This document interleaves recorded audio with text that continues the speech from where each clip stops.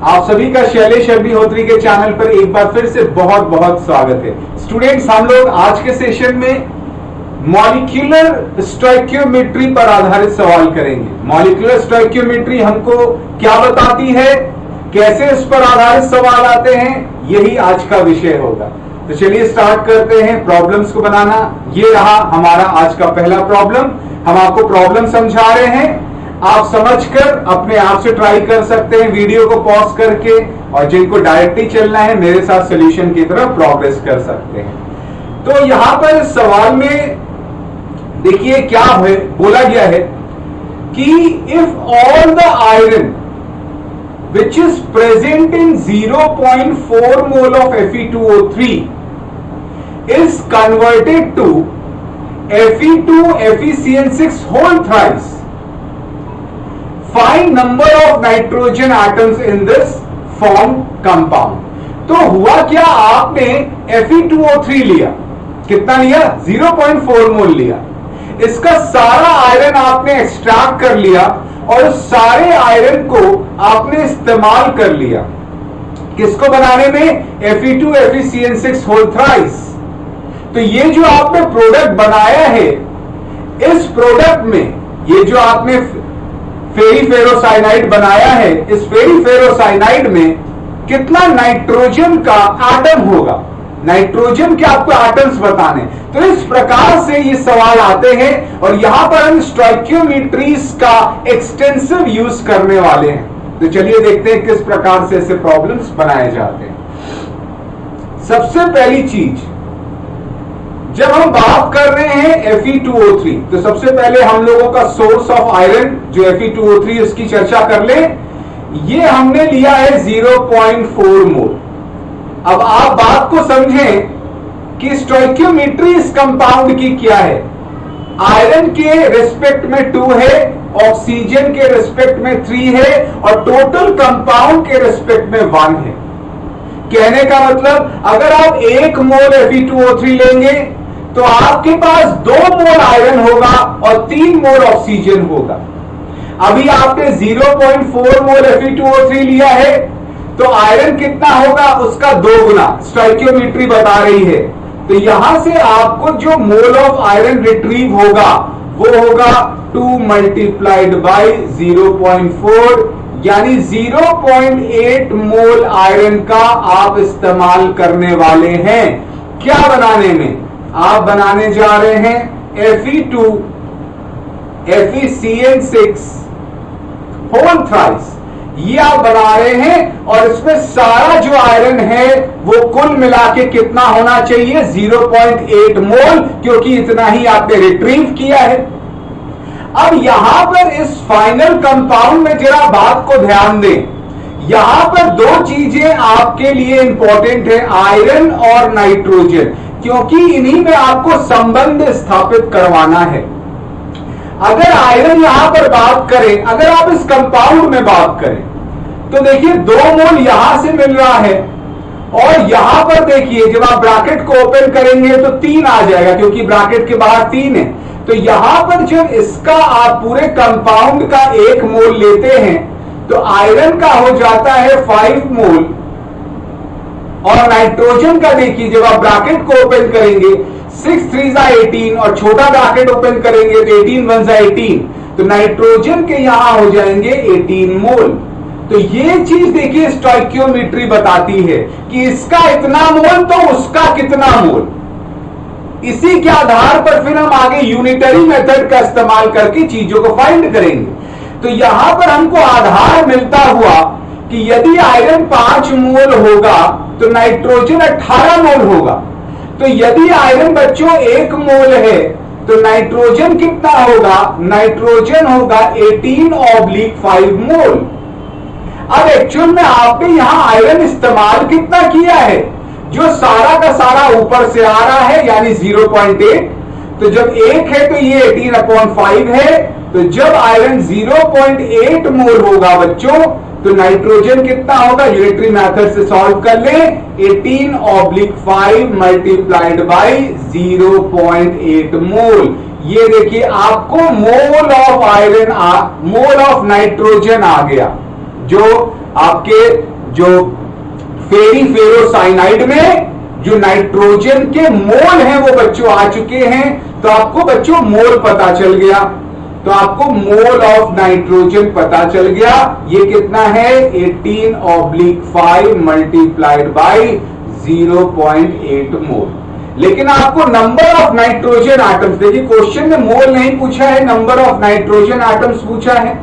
तो आप जानते हैं मोल बराबर क्या होता है, number of atoms of nitrogen divided by Avogadro's number.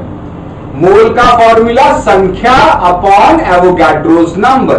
तो यहां पे नंबर ऑफ नाइट्रोजन एटम्स कितने आ जाएंगे, आप मोल को एवोगैड्रो से मल्टीप्लाई कर दो, that is 18/5 into 0.8 into Avogadro's number, जिसकी वैल्यू अप्रोक्सीमेटली आप ले लो 6 into 10⁻23 and this is your final answer, the number of nitrogen atoms in ferriferrocyanide. इस प्रकार से आप स्टोइकियोमेट्री पर आधारित सवाल करते हैं। चलिए अगले सवाल की तरफ बढ़ते हैं। ये सवाल हम समझाते हैं, जिनको ट्राई करना है वो वीडियो पॉज करके आगे बढ़ सकते हैं। यहां पर देखिए आपके पास एक सोर्स है CuSO4.5H2O हाइड्रेटेड कॉपर सल्फेट। इसके आपने 3 इंटू 10⁻22 मॉलिक्यूल्स लिए हैं, माइंड यू यहां पर मॉलिक्यूल्स लिए हैं।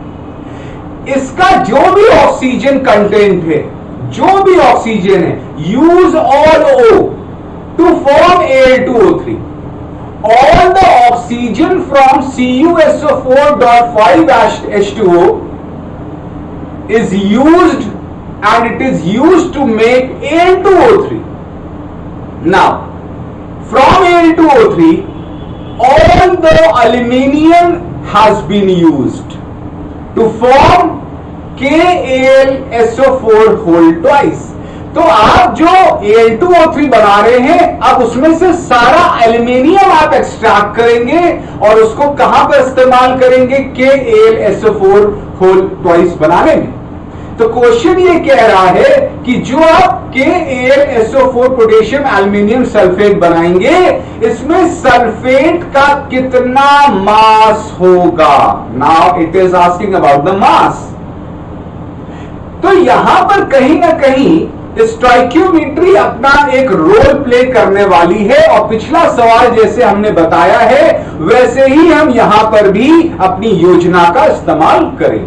अब देखिए, सबसे पहले देखिए हम मॉलिक्यूल्स को मोल में कन्वर्ट कर लें तो थोड़ा मेरा काम डेटा वाइज आसान हो जाएगा।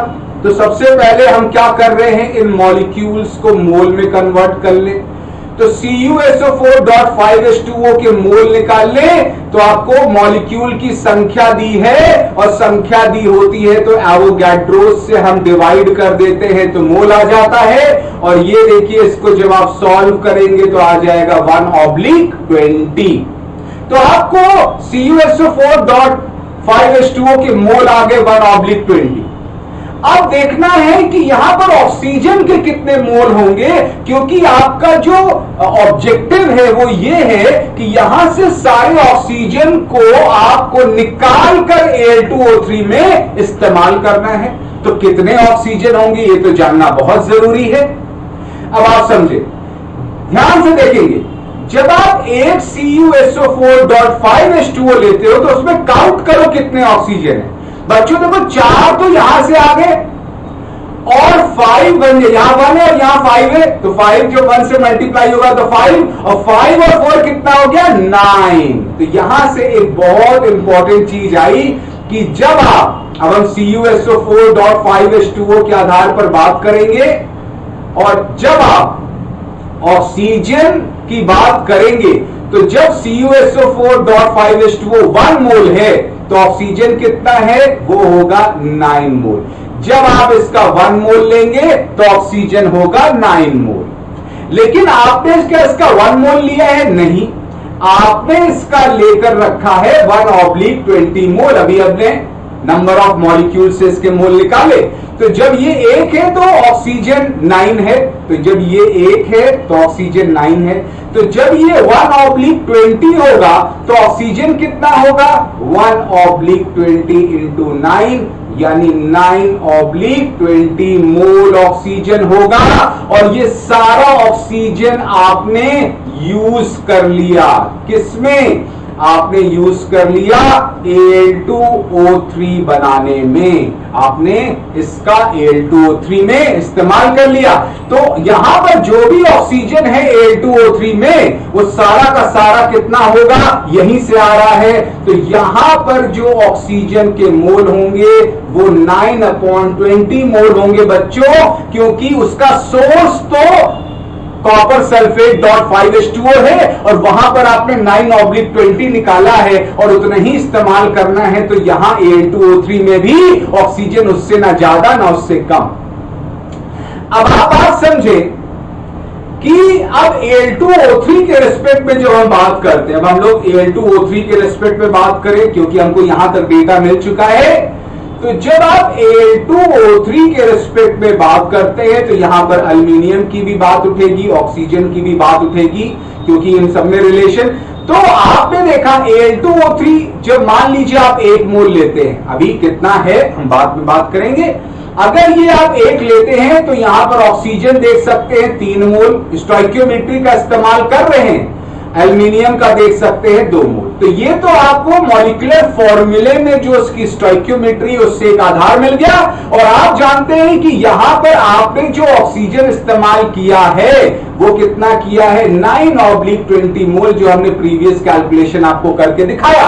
अब यहां से यूनिटरी मेथड आप यूज करो।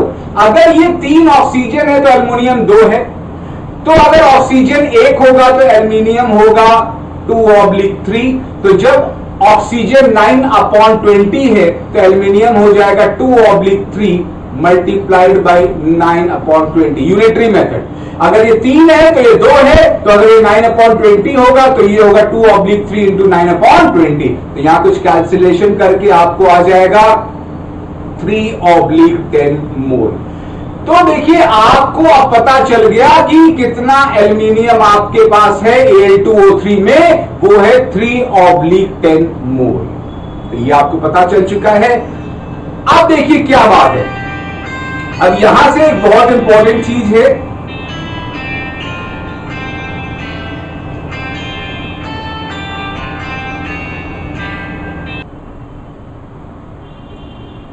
तो स्टूडेंट्स, अब आपको यह पता चल चुका है कि एल्यूमिनियम का आपके पास 3/10 मोल्स है जो Al2O3 से आपको मिल रहा है।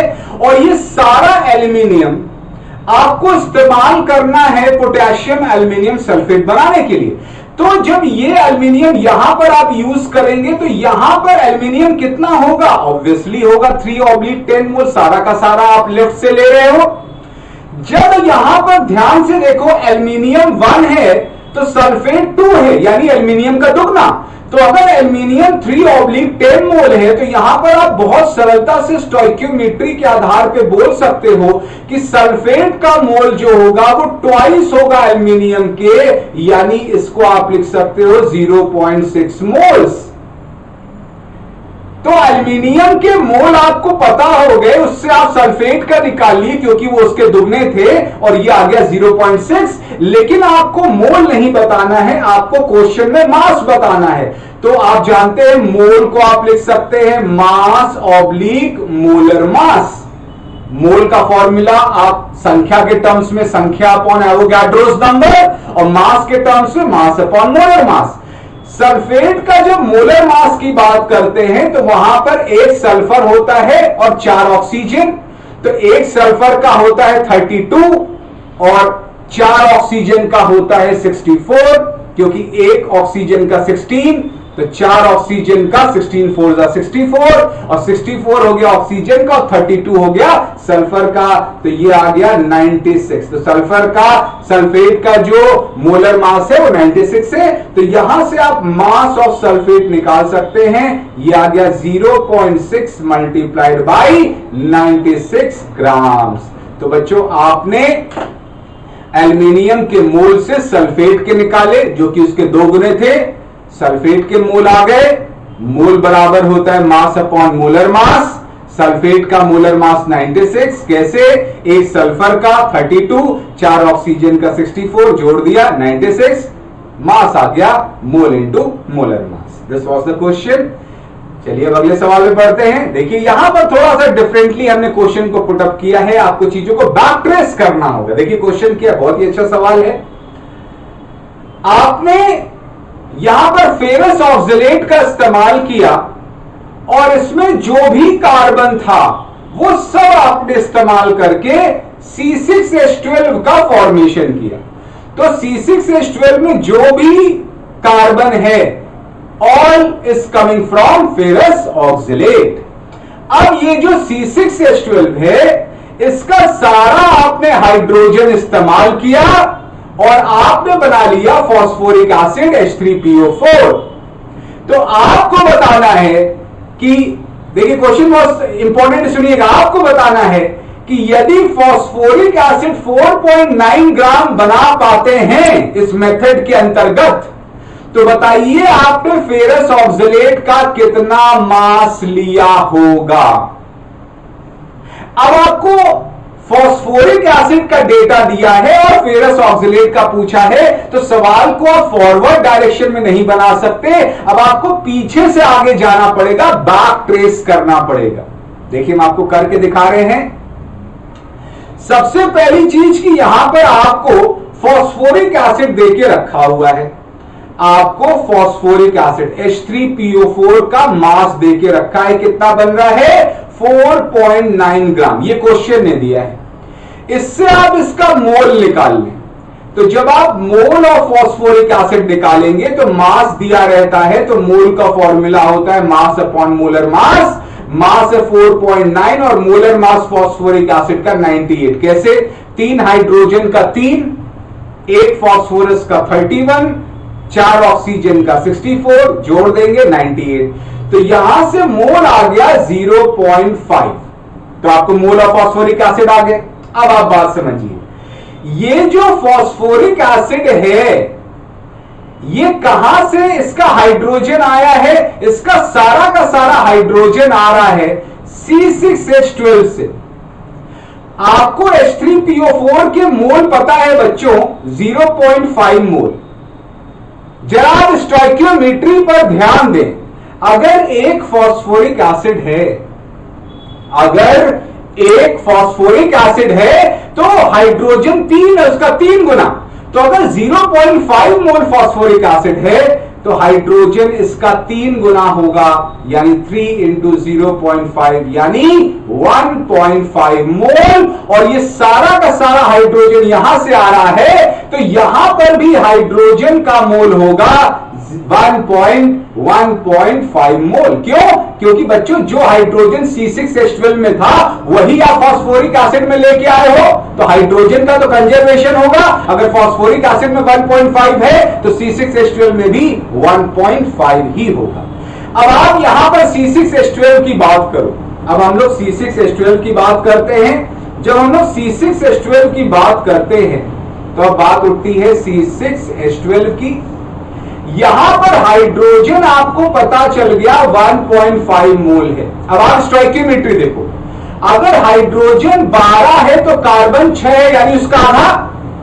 तो अगर हाइड्रोजन 1.5 होगा तो कार्बन कितना होगा? उसका आधा, यानी 1.5/2 मोल। तो देखिए आपने मोल ऑफ कार्बन भी निकाल लिए।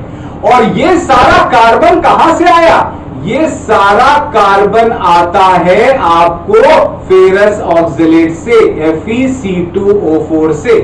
तो यहां पर जो भी कार्बन है सारा का सारा उठ के यहां आया, तो यहां पर भी कार्बन कितना होगा? उतना ही होगा। कितना? 1.5/2 मोल। तो अब आपको देखिए फेरस ऑक्सलेट में कार्बन का मोल पता चल गया। अब बहुत सरलता से देखें, अगर पूरा कंपाउंड एक है तो कार्बन 2 है। अगर एक FeC2O4 लिए हैं तो कार्बन उसमें 2 है, यानी पूरा कंपाउंड कार्बन का आधा है। तो अगर आप पूरे कंपाउंड की बात करें, मोल ऑफ FeC2O4 की बात करें, तो वो कार्बन का आधा होगा, यानी वो हो जाएगा 1.5/2 इसका आधा, यानी 1.5/4 मोल। तो अब आपको मोल ऑफ फेरस ऑक्सलेट पता हो गया, लेकिन क्वेश्चन ने तो मास पूछा है, तो हम मास बहुत सरलता से निकाल लेंगे। आप जानते हैं मोल को आप लिख सकते हैं मास अपॉन मोलर मास, और फेरस ऑक्सलेट का मोलर मास जब आप निकालेंगे तो ये आ जाता है, देखिए फेरस ऑक्सलेट का मोलर मास 120 आ जाता है। इसको हम आपको करके दिखा रहे हैं। एक आयरन है, एक आयरन का हो गया 56, दो कार्बन है, एक कार्बन का 12 होता है तो दो का हो गया 24, और 4 ऑक्सीजन है, एक का होता है 16 तो 4 का हो गया 64। तो जब आप इसको जोड़ेंगे तो ये आ जाएगा 5 1 6 7 6 144, ये आ जाएगा 144, 120 नहीं होगा 144। तो यहां से आपको मोलर मास आ गया 144। तो अब आपको मास निकालना था, मोल आपको पता है, तो बहुत ही सरलता से आप यहां पर निकाल सकते हैं। Mole of ferrous oxalate 1.5/4 is equal to mass upon molar mass 144। तो यहां से मास आ जाना है 1.5/4 मल्टीप्लाइड बाई 144। तो देखिए बहुत ही सरलता से आपने जो फेरस ऑक्सलेट था इसका आपने मास निकाल लिया। तो आपने देखा किस प्रकार से हम यहां पर स्टोइकियोमेट्री का बहुत ही टैक्टफुली यूज करते हैं। एक का मोल पता होता है, दूसरे का पता कर लेते हैं। और आपको यहां पर लास्ट में एक इंपॉर्टेंट बात बता के हम जाना चाहते हैं। अक्सर एक गलती स्टूडेंट करते हैं, एक जो मेजर एरर स्टूडेंट करते हैं वो क्या करते हैं। मान लीजिए हमने आपको लिखा K4 FeCN6, ध्यान से देखिएगा। इस रिलेशन में आप देखिए पोटाशियम की बात करें, अगर वो 4 है तो आयरन होगा 1, कार्बन होगा 6 और नाइट्रोजन भी होगा 6। लेकिन ये रिलेशन जो है ये किस में होल्ड करता है, ये मोल में होल्ड करेगा, नंबर ऑफ एटम्स में होल्ड करेगा, लेकिन ये मास में होल्ड नहीं करेगा। मतलब आप ये बिल्कुल मत बोल दीजिएगा कि 4 ग्राम पोटेशियम है तो 1 ग्राम आयरन होगा, 6 ग्राम कार्बन होगा और 6 ग्राम नाइट्रोजन। ये बिल्कुल एब्सर्ड है, क्योंकि स्टोइकियोमेट्री का रिलेशन जो है वो मास का हिसाब नहीं बताता, वो मोल का बताता है, नंबर ऑफ एटम्स का बताता है। विद दीज लाइंस हम लोग ये सेशन खत्म करते हैं। एंड आज हमने आपको स्टोइकियोमेट्री का इस्तेमाल बताया।